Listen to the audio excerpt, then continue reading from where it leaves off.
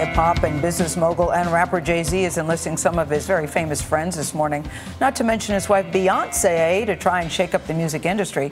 The new owners of his recently purchased streaming music site Tidal were introduced in a big way yesterday. They include Usher, Rihanna, Nicki Minaj, Madonna, Kanye West, and Alicia Keys.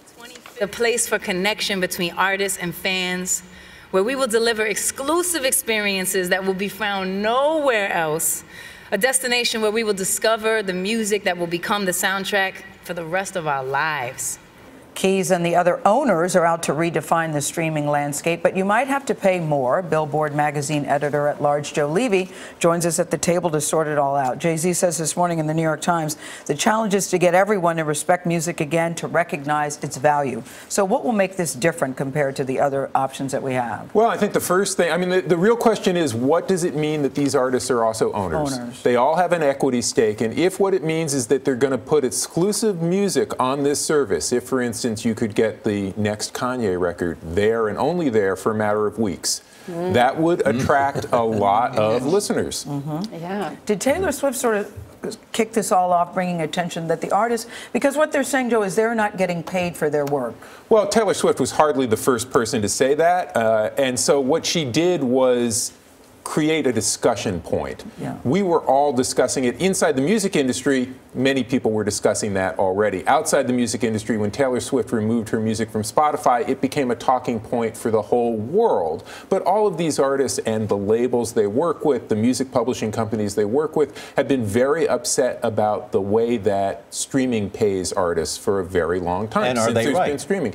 They have a point, certainly, and yet streaming generated more money for the music industry last year than CD sales, about $1.9 billion. It's a growing business. It's a young business. So the real question is, where does it go from here? But if, in fact, they act together, they would seem to have huge leverage.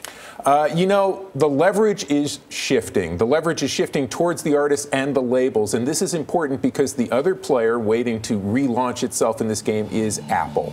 Apple wants to be in the streaming business or wants to reestablish itself in the streaming business. This is where the music industry is going.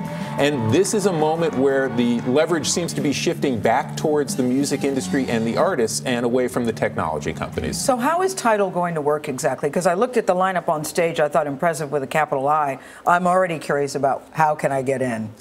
Well, if you've got a credit card, send your money. Exactly.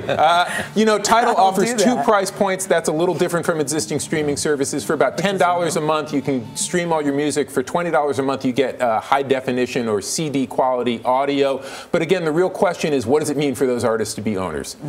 Is there going to be exclusive music? Jay-Z has said he wants to think of it as something like a cooperative. Yeah. And if an artist comes up with a song on a Monday, they can put it on the service on a Monday afternoon, let's say, or given the way people work, it'd probably be Tuesday morning. But you can get your music on there quick, and you can reestablish the excitement of making music and consume music in a different way. There's also going to be video available on this service. Oh, you'll do this for $20 a month, for sure. Yes, I will. Like today.